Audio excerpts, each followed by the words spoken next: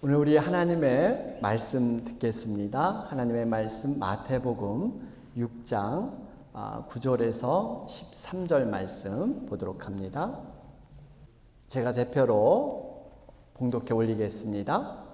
그러므로 너희는 이렇게 기도하라. 하늘에 계신 우리 아버지여, 이름이 거룩히 여김을 받으시오며 나라가 임하옵시오며 뜻이 하늘에서 이루어진 것 같이 땅에서도 이루어지이다.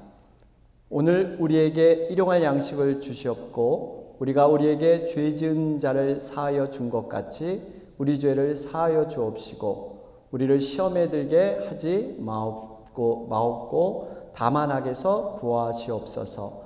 나라와 권세와 영광이 아버지께 영원히 있사옵나이다. 아멘. 할렐루야. 네, 반갑습니다. 우리가 계속해서 여러분 주님이 가르쳐준 이 주기도문에 대해서 함께 은혜를 나누고 있습니다. 주님께서 가르쳐준 기도는 우선순위가 있습니다. 내 소원과 필요를 간구하는 것이 먼저가 아니라 기도를 받으시는 대상자인 하나님에 대한 기도, 이것을 먼저 드리라는 것입니다.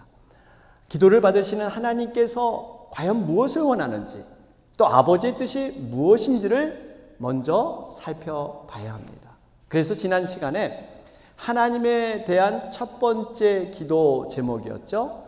이름이 거룩히 여김을 받으시오며, 하나님의 이름은요, 스스로 있는 자, I am who I am, 나는 나다, 나는 스스로 있는 자니라, 이렇게 말씀하셨어요. 여러분, 하나님께서는 다른 존재를 통해서 증명받으실 필요가 없으신 분입니다. 스스로 존재하셨습니다. 스스로 혼자 계셨기 때문에 스스로 혼자 증명할 수밖에 없는 분이에요. 그래서 나는 스스로 있는 자다, 이렇게 소개를 하셨습니다. 여러분, 이름에는요, 분명히 존재와 인격과 능력, 이런 것들이 들어있다고 말씀드렸습니다. 가치가 있습니다. 네임 밸류, 브랜드 네임. 여러분, 이 이름에 따라서 가치가 달라지게 되죠. 현재 여러분 회사에서 가장 브랜드 네임이 1위인 곳이 바로 애플이란 그런 회사죠. 엄청난 액수의 가치가 그 이름, 애플이라는 그 이름 상호 안에 엄청난 가치가 그 속에 들어 있습니다. 여러분, 이와 마찬가지로 우리가 예수의 이름, 그 이름에는 능력과 가치가 들어있는 줄로 믿습니다. 예수 그 이름을 부른 자마다 죽음에서 건져지게 됩니다. 그러면서 영원한 생명을 얻게 되는 것, 이게 바로 예수 그리스도의 그 이름의 가치인 줄로 믿습니다. 그 안에는 구원의 능력이 들어있어요. 죄와 사망에서 죽을 수밖에 없는 영혼들에게 구원을 줄 수 있는 이름 단 하나, 예수 그리스도, 바로 그 이름인 줄로 믿습니다.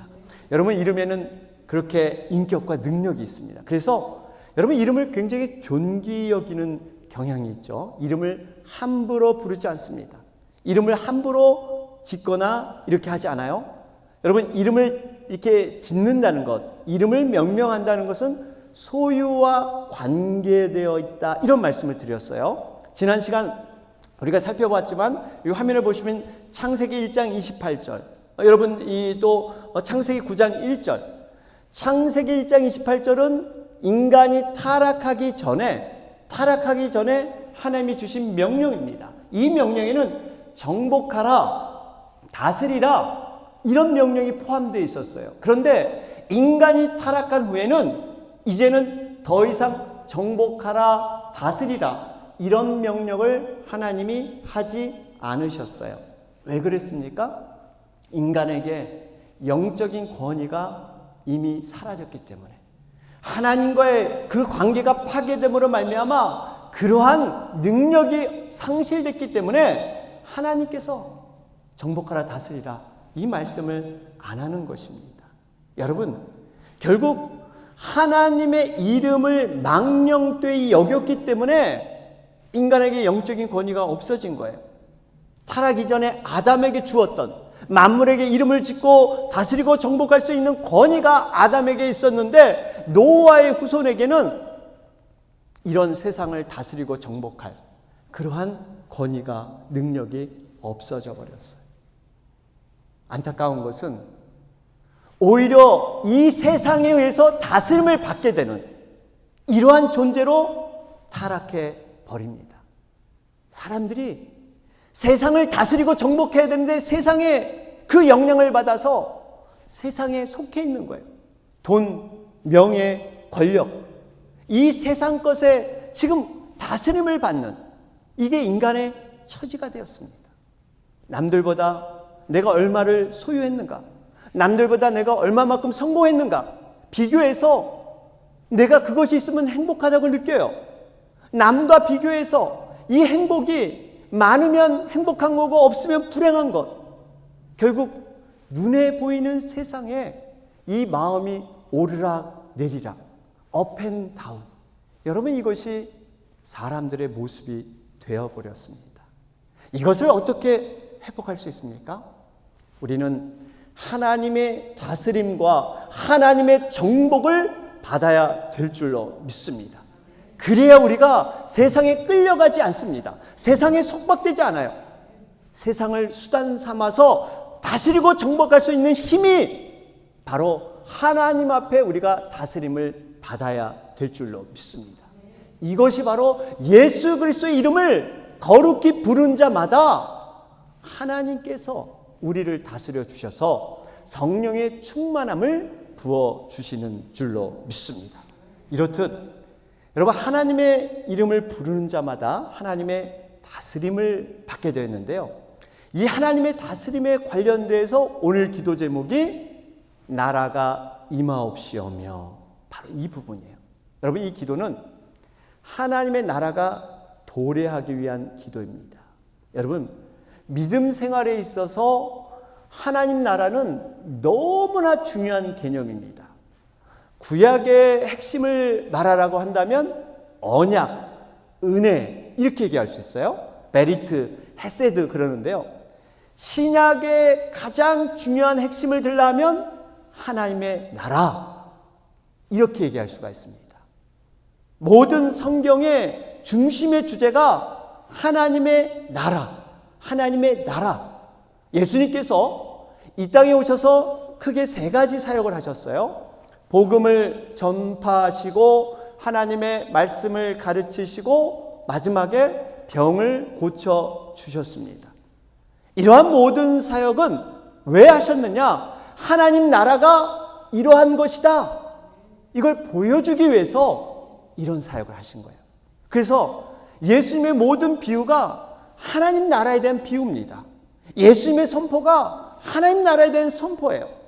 약속된 메시아 예수님께서 이 땅에 오심으로 말미암아 하나님 나라가 이 땅 가운데 임하게 된 거예요. 여러분, 왜 성탄의 소식이 기쁜 소식이에요? 하나님이 우리와 함께 계시게 된 사건이기 때문에, 다시 말하면 예수님을 통해서 하나님의 나라가 이 땅에 임재했기 때문에 우리는 감사하고 기뻐하는 줄로 믿습니다. 하나님 임재가 있기 전에는 이 땅에 흑암의 권세, 죽음의 땅이었습니다.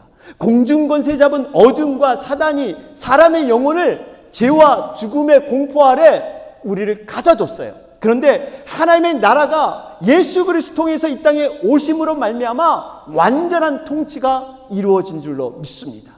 그래서 우리는 그 통치함을 통해서 영원한 생명을 얻게 된 것이에요. 오늘 말씀, 우리 주님이 가르친 기도, 나라가 임하옵시며. 여러분, 한 가지 화면을 보시면 하나님의 나라가 임하시오며 하나님 나라에 임하시오며, 요 나라가 나라에, 요게 좀 다르게 기록이 되면 어떻게 여러분 될까요? 제가 이 말씀을 왜 드리냐면, 지금 우리가 사용하는 성경은 1998년이죠. 개역 개정판, 이 성경을 사용하고 있는데, 과거의 성경 1961년부터 사용했던 성경이 있는데 그것이 개역 한글판, 이 성경이었어요. 개역 한글판에는 어떻게 기록됐냐면 나라의 임하옵시오며 나라의 임하옵시오며 이렇게 기록됐어요. 저도 어렸을 때 이 주기도문을 외웠을 때 나라의 임하옵시며 나라의 임하옵시며 이렇게 외웠던 기억이 있습니다. 그런데 이 나라의 임하옵시며 우리가 이 나라가 임하옵시고 나라의 임하옵시며 이 가와 에 우리가 명사 뒤에 붙은 것을 조사라고 하는데요. 이 조사가 가냐 에에 따라서 이 방향이 너무나 달라집니다. 그래서 과거에 나라의 임하옵시오를 가로 해석할 건가 나라 에로 해석할 건가 그런데 대부분 나라의 임하옵시며 이렇게 해석을 했어요. 여러분 이게 뭐가 다릅니까? 나라가 임하옵시면은 하나님 나라가 나에게 오는 거예요. 하나님의 나라가 나에게 도래한 겁니다. 임재한 거예요. 그런데 반대로 하나님 나라에 임하옵시오 그러면 내가 하나님 나라로 가는 겁니다. 이건 엄청난 차이가 나는 거예요. 나라에와 나라가. 그런데 감사하게 지금은 나라가 임하옵시며 이렇게 지금 우리 성경에 해석이 된 것이죠. 여러분 또 과거에는요.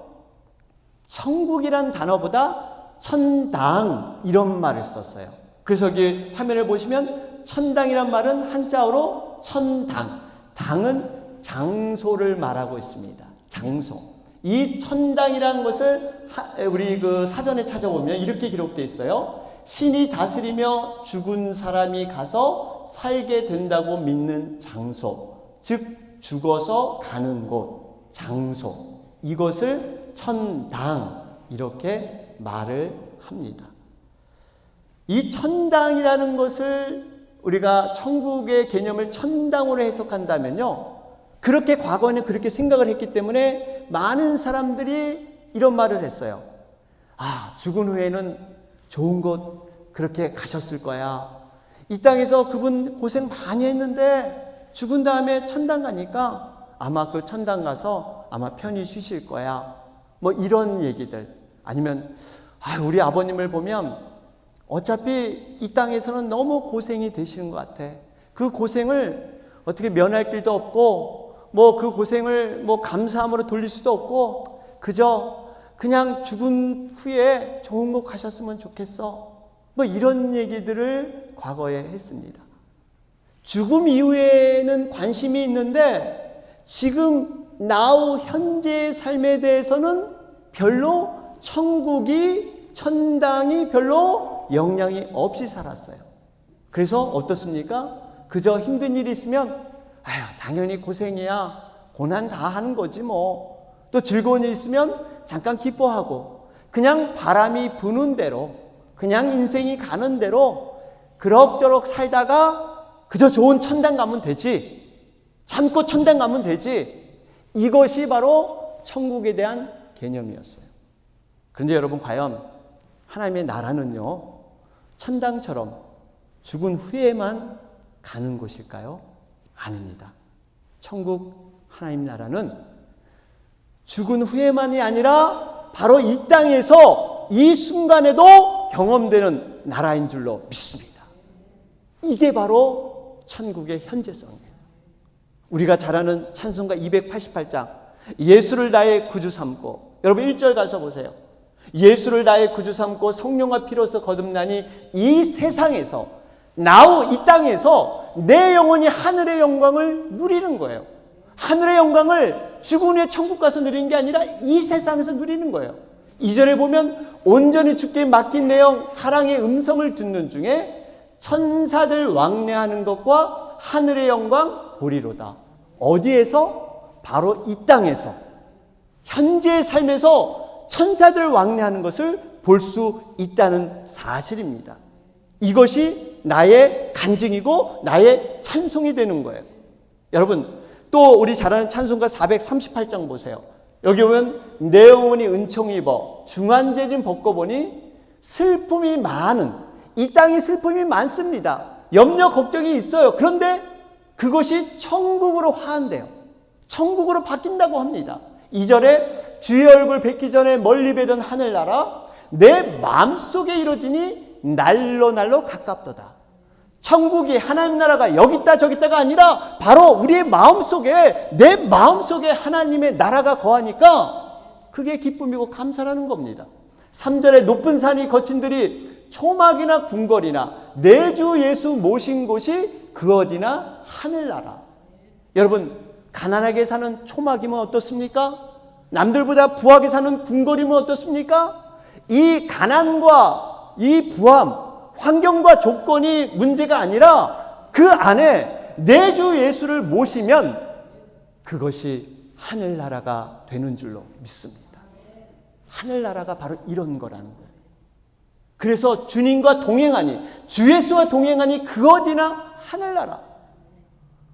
우리가 주님과 동행만 하면, 성령의 충만함만 얻으면 모든 상황과 환경을 초월해서 천국을 누릴 수 있다. 이것이 하나님 나라의 비밀인 줄로 믿습니다. 그렇습니다. 여러분, 하나님의 나라는 이미 우리 마음 가운데 도래한 줄로 믿습니다. 천국은 불교에서 말하는 소위 극락, 이거와는 분명히 달라요. 극락은 말 그대로 죽은 후에 가는 좋은 장소입니다. 그런데 기독교의 천국은 사후세계, 죽어서 가는 그곳이 아니에요. 오히려 현재에서 이 천국을 누려야 될 줄로 믿습니다. 이 현재의 삶에서 하나님이 주시는 영원한 생명, 그 하늘의 복을 누린 자만이 미래에 있을 그 천국을 온전히 누리게 될 줄로 믿습니다. 여러분, 그만큼 이 현재의 하나님 나라가 내가 임했느냐, 내 마음속에 천국에 있느냐, 여러분, 이게 그만큼 중요해요. 내 안에 예수의 영으로 하나님 나라에 충만하면 늘 하나님과 동행하기 때문에 우리는 영원한 천국을 사는 거예요. 그래서 하나님의 나라는 장소의 개념이 아닙니다. 통치의 개념이에요. 여러분, 우리가 미국 사람으로서 시민권을 받게 되면 외국 어느 나라에 다 있어도 장소가 바뀌어도 누구의 보호를 받습니까? 미국 법에 의해서 보호를 받고 인도함을 받습니다. 마찬가지로 하나님 나라가 이 땅에서 우리가 살아갈 때 여전히 효력으로 하나님의 백성들을 보호하고 인도하시는 줄로 믿습니다. 하나님의 나라는 과거, 현재, 미래 총망라에서 움직이는 나라예요. 여러분, 구원도 마찬가지예요.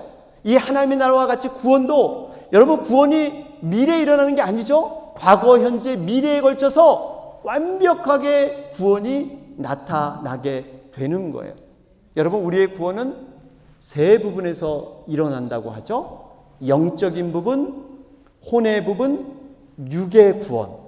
여러분, 세 부분에서 일어나는데, 우리가 예수 그리스도를 주로 고백하고 그분의 이름을 부르고 믿음으로 영접하는 자, 그분을 나의 주인으로 고백하는 자는 영의 구원을 이미 받은 줄로 믿습니다. 원죄에서 해방됐어요. 누구도 정죄하지 못해요. 그러면서 현재의 구원이 이루어져야 돼요. 이게 바로 혼의 구원이에요. 우리의 인격과 성품과 행동과 말씨, 우리의 생각하는 것, 행동하는 모든 것들이 다듬어지고 훈련되고 성숙으로 우리가 진행되는 것, 이게 현재의 구원이에요. 마지막으로 미래에 있을 구원이 바로 육의 구원입니다. 우리는 이 죄로 말미암아 타락한 육신을 입고 있습니다. 내가 마음은 원이라도 육신이 약해서 넘어지는 경우, 바로 그런 경우예요. 이미 육신이 나의 어떠한 좋은 의지와는 상관없이 육신이 죄의 습관 가운데 놓이는 경우가 많이 있습니다. 그러면서 우리의 육신의 건강도 하나님이 주신 그 질서대로 잘 관리해야 되는데 그렇지 못해서 우리의 육신은 노화되고 여러 가지 이 장기들도 더 망가지는, 이것이 바로 우리의 몸의 상태입니다. 여러분, 그런데 우리가 시간이 지나면 자연적인 현상에 노화되는 게 어떻게 우리가 당연한 세상의 이치인데, 여러분 제가 참 재밌는 것은 우리의 신체가 여러분 몇 살 때부터 늙어간다고 생각을 하십니까? 보니까 보통 26살이래요. 26살. 그러니까 26살 넘어가면 다 늙어가는 거예요. 우리 명진 형제 몇 살이에요? 네? 네. 한국 나이로? 27? 한국 나이로 27이면 여기 26인데 딱 26이니까 아주 딱이네 그냥. 근데 미안하지만 근데 같이 늙어가는 처지가 같이 늙어가요. 26 밑에 분인데 같이 늙어가는 거예요. 여러분 26살이 딱 그 정점입니다. 근데 우리 자녀들 26살 넘어가면 사실 같이 늙어가는 거예요. 뭐 자녀라고 그렇습니다. 여러분 또 이 스탠퍼드 이 신경과학자 이 노화에 대해서 연구를 했는데요. 이 노화를 연구하다 보니까 노화와 관계되는 게 혈장 단백질 수치 변화라고 합니다. 여러분 보통 우리 사람들이 생각할 때 노화는 서서히 이렇게 점차적으로 진행된다. 보통 이렇게 많이 생각하는데 이분이 수많은 사람을 대상으로 몇 년 동안 연구한 결과 노화는 서서히 진행되는 게 아니라 인생에서 세 번 급격하게 노화가 된다 그래요. 그 나이가 몇 살이냐면요. 34살, 60살, 78살. 이 세 번.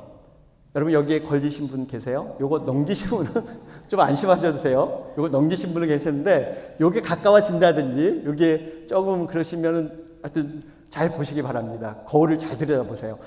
근데 여기 60이라는 이 회가 참 이게 의미가 있어요. 그때 60을 넘기고 그래서 이렇게 또 축하하는 이런 의미가 있는데 어쨌든 간에 여러분 제가 이 말씀을 왜 드리냐면 우리는 어차피 노화될 수밖에 없다는 거예요. 아무리 발버둥 쳐봤자 이 자연의 이치를 거스릴 수 없습니다. 그러나 우리가 미래의 죽음 이후에 육신의 연약한 이런 장막 때문에 이 땅에서 비록 우리가 고생하고 어려움을 겪지만 죽은 후에 영화로운 몸으로 우리가 상상하지 못하는 몸으로 우리는 부활하게 될 줄로 믿습니다. 이것이 바로 하나님께서 구워주고 바로 과거, 현재, 미래에 걸쳐서 완전히 구원하는 하나님의 뜻이라는 거예요. 그러면서 여러분 이 하나님의 나라가 우리 안에 임하게 되면 이제 하나님이 우리의 주인이 되셔서 모든 삶 가운데 하나님을 만나고 하나님의 나라를 경험하게 됩니다. 예수님을 모시게 되면 내 마음이 하나님의 나라가 되는 거고 예수님을 모신 가정은 그 가정이 하나님의 나라가 될 줄로 믿습니다. 예수님을 모신 교회는 하나님의 나라가 그 교회 가운데 임하게 될 줄로 믿습니다. 우리가 잘 아는 부활장 11장이죠. 요한복음 11장인데 거기서 이 마르다에 대한 예수님의 믿음의 책망이 나오죠. 왜 책망했냐면 그 오라비 나사로가 심한 병이 들게 되잖아요. 목숨이 붙어 있을 동안 예수님이 좀 방문해 주셨으면 좋겠다. 좀 병을 치유했으면 좋겠다 하는 그 기대가 마르다에게 있었습니다. 그런데 웬걸 예수님께서 나사로가 죽은 후 4일이나 지났는데 죽은 후에 그때 방문을 하신 겁니다. 그러니까 이 마르다가 굉장히 섭섭했어요. 그런데 예수님이 웬걸 네 오라비가 다시 살아나리라 이렇게 대답을 하니까 마르다가 황당해하면서 말하는 것이 요한복음 11장 24절이죠. 뭐라 그럽니까? 마지막 날 부활 때는 다시 살아날 줄을 내가 아나이다. 부활을 믿긴 믿는데 지금이 아닙니다. 재림 때 그때 부활할 건 나는 압니다. 그것은 믿습니다. 그러나 우리 오라비는 죽었습니다. 이 말이에요. 그때 예수님의 말씀이 뭐예요? 부활에 대해서 다시 한번 바로잡아 주십니다. 가라사대 나는 부활이요 생명이니 나를 믿는 자는 죽어도 살겠고 무릇 살아서 나를 믿는 자는 영원히 죽지 아니하리라. 살아서 믿는 자는 영원히 죽지 않은 여러분 이것이 하나님의 놀라운 섭리인 줄로 믿습니다.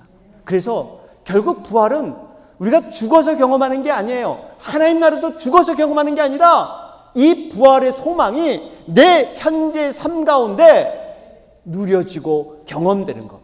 이 부활을 보니까 내가 슬픔과 근심이 있는데 그 부활의 생각을 할 때마다 나에게 힘이 나고 정말 주님의 그 은혜와 사랑이 감격으로 나에게 임하게 돼서 내가 다시 한번 일어서는 것.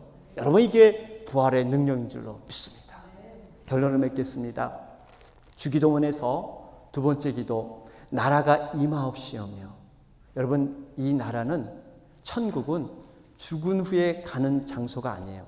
현재 하나님의 말씀과 성령의 인도함 가운데 있으면 그곳이 바로 하나님의 나라가 될 줄로 믿습니다. 이런 의미에서 그리스도의 죽음은 미래의 사건이 아닙니다. 죽음은 과거의 사건이에요. 내가 그리스도와 함께 죽었으니 이제 내가 산 것이 아니라 내 안에 사신 그리스도의 영, 그분을 위해서 살아가는 것. 나는 죽었습니다. 우리의 죄된 과거는 이미 십자가에 못 박은 줄로 믿습니다. 그런데 우리는 이 육의 죄악 때문에, 습관 때문에 자꾸 과거로 돌아가려고 해요.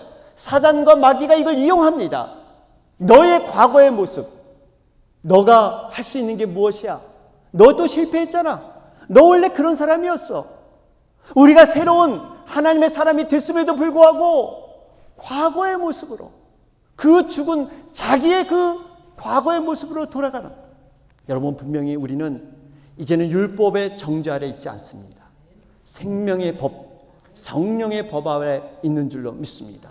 로마서 8장 1절은 말씀하죠. 그러므로 이제 그리스도 예수 안에 있는 자에게는 결코 정죄함이 없나니 죄의 법이 더 이상 우리를 구속하지 못할 줄로 믿습니다. 로마서 14장 17절 말씀합니다. 하나님의 나라는 먹는 것과 마시는 것이 아니요 오직 성령 안에 있는 의와 평강과 희락이라. 여러분, 하나님의 나라는 눈에 보이는 것이 아닙니다. 우리의 마음, 그 마음에 그 심령 가운데 의와 평강과 희락, 이것을 누리면 하나님의 나라가 임한 줄로 믿습니다. 끝으로 우리가 얼마 전에 자녀와 손주를 위한 30일 중보 기도를 드렸는데요. 우리가 더욱 기도할 것이 있습니다. 바로 이 미국 땅, 하나님의 나라가 임하기를 간절히 기도해야 합니다. 얼마 전에 제가 신문을 보니까 미국의 젊은 성인층 18세에서 30세 이런 대상을 통해서 미국 국립보건원에서 앙케이트를 조사했습니다.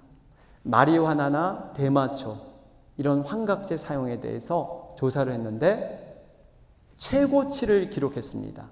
1988년부터 이런 조사에서 통계를 냈는데 지금 18세에서 30세 성인들이 사용하는 마리화나 43%라고 합니다.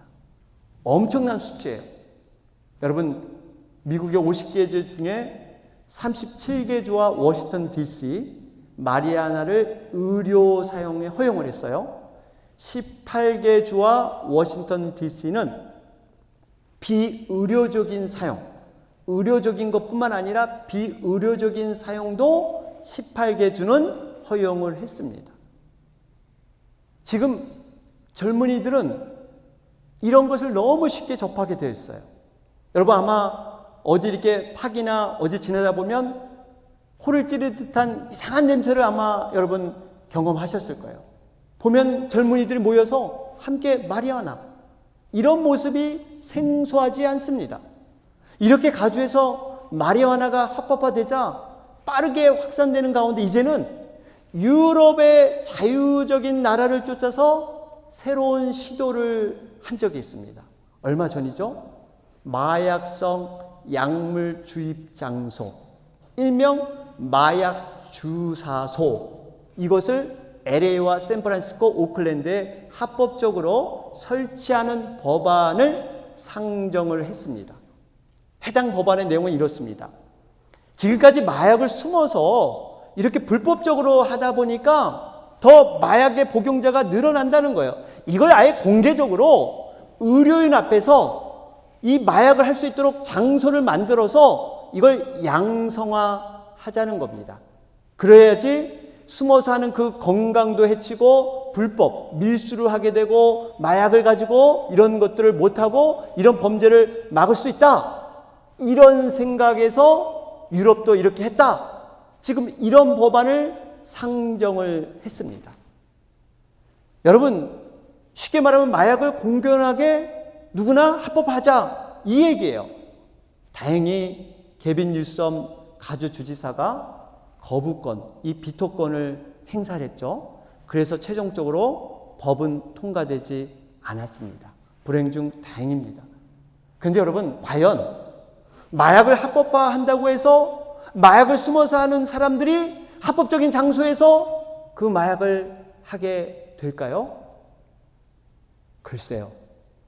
합법화하면 오히려 안 하던 사람도, 그런 젊은이도 호기심을 갖고 더 마약에 관심을 갖고 빠질 수가 있습니다.